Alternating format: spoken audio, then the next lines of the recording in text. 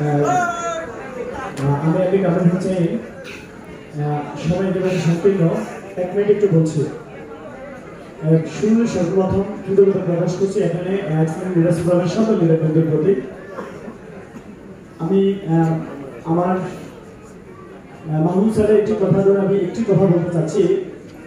আমি যে তিয়াংশিতে সফল হতে পারবো, তিয়াংশি একটি জায়গায় যেতে পারবো, এই একমাত্র আমার ফ্যামিলি না যে একজন মানুষ আমাকে উৎসাহ দিয়েছেন, তিনি হচ্ছেন আমার মা। এবং উনি বিশ্বাস করেছেন যে সফল হলে আমি সফল হতে পারবো, এটা আমার মা একমাত্র আমাকে উৎসাহ দিয়েছেন এবং এখনো দিচ্ছেন।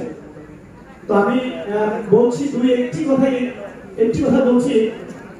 আমি যখন 83 করি, আমার কুমিল্লা শহরে আসার মতো 30 টাকা আমার কাছে গাড়ি ভাড়া ছিল না।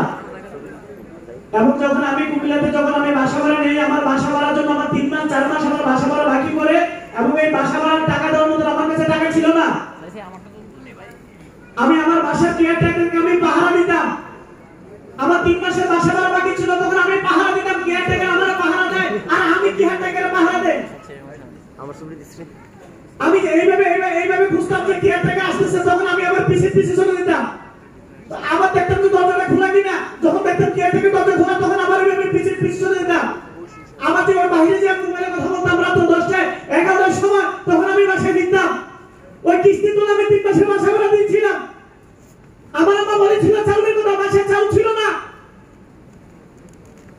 আমার মনে পড়ে আমি দোকানে গিয়েছিলাম, তখন আমি বলছিলাম যে আমাকে চাউল দেন, চাউল। তখন বলছিল যে আপনার এখানে চাউল আছে, চাউল বস্তা নিয়ে যান। আমি বলছি আম্মা ভালো চাউল ছাড়া খায় না। আমার আম্মা ভালো চাউল ছাড়া খায় না, 1 কেজি চাউল দেন। আসলে আমার চাউলের টাকা ছিল না, ওই চাউল কিনার টাকা আমার কাছে ছিল না। বলছে 1 কেজি চাউল দেন, আম্মা ভালো চাউল ছাড়া খায় না, আগে টেস্ট করবে তারপরে কিনবে, তারপরে খাবে। সেই মানুষটা গত জানুয়ারি থেকে এই পর্যন্ত এখন 1 লাখ টাকার উপর মাসে ইনকাম আমার। আমি 5 বার ইন্টারন্যাশনাল টুর্নামেন্ট করেছি, আমি মোটরবাইক কাছে করেছি। আমি এখন আমি জানতাম না যে আমি মোবাইল ফোন পাবো। আমি মোবাইল ফোন পাবো না বলে কিছুদিন আগে আমি ওপো একটা সেট কিনেছি 28,000 টাকা দিয়ে। কিন্তু গত কিছুদিন আগে যখন সেট বাড়িছে, 4টা বের হওয়ার পর আমি বুঝতে পারছি আমি এসিবার যে আমার এরকম অবস্থা থেকে আমি যদি আসতে পারি, আমি বিশ্বাস করি আপনি ওই জায়গা থেকে আপনি এখানে আসতে পারবেন। শুধু বিশ্বাস করেন, আপনি পারবেন। আমার মনে আছে আমি যখন ছেলেকে যাইতাম, ভৈরবে যাইতাম, তখন আমি ওই টাকার অভাবে তখন বাথরুমে লুকিয়ে যাইতাম। টিটি আসে, টিটি ধরবে, বাথরুমে কত বাজে লুকিয়েছে তার কোনো হিসাব নাই।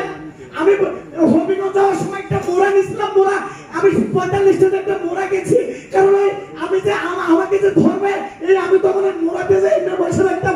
আপনার দরজা সীমার মাঝে টিটি আসে যায়, টুকরো করে বাথরুমে ঢুকে যেতাম। সেই মানুষটা অনেক টাকা ইনকাম করি। আমি বিশ্বাস করি আসতে পারবেন, আমি বিশ্বাস করি আপনি পারবেন। এখানে যারা রয়েছেন আমি বিশ্বাস করি, শুধু শুরু করেন, মন থেকে ভাবেন আপনি পারবেন, আপনাকে দিয়ে হবে ইনশাআল্লাহ। এই আশা এবং এই প্রত্যাশা রেখে আজকের মতো আমি শেয়ার এখানে শেষ করবো। আল্লাহ হাফেজ, আসসালামু আলাইকুম।